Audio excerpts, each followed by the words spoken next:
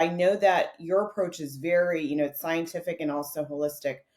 What makes the fertile method unique from the traditional way of thinking about fertility treatment? I think that the biggest thing is actually that we diagnose first, treat second.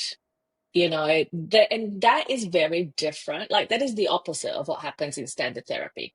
In standard therapy, it's like let's treat, let's get the egg and the sperm together, let's go. And then when it fails, it's like, oh no, it's a numbers game, just keep trying.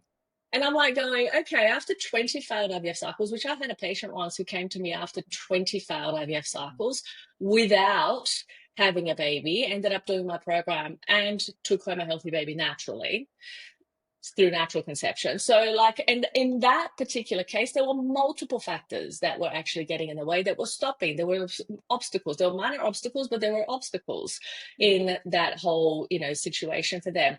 And what's interesting is because there is population data that shows that when you have these minor factors, it doesn't with fertility, it's seldom you have no uterus or you have no ovaries or you have no testicles. It's seldom something massive. It's often going to be a combination of little factors, like somebody might have irregular cycles or they have PCOS or which, kind of translates into a similar thing.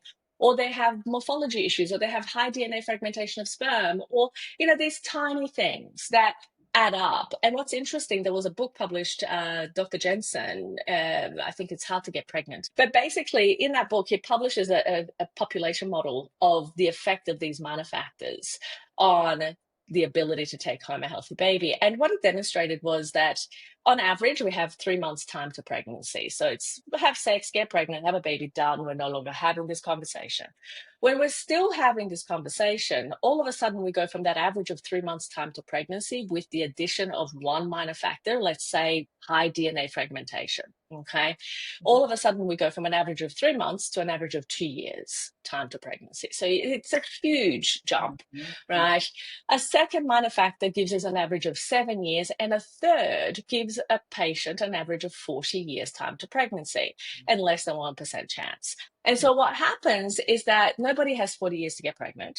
So unless we start to really identify, it's almost like I go into a minor factor hunt, when I start treating a couple, because I'm literally looking for, okay, what are all of the problems? What are all the potential problems? What are even the things that are not a problem that could be a problem, right? And that's how I start to build the idea of that case and how it is that I'm then looking at let's go on to a very big fact finding.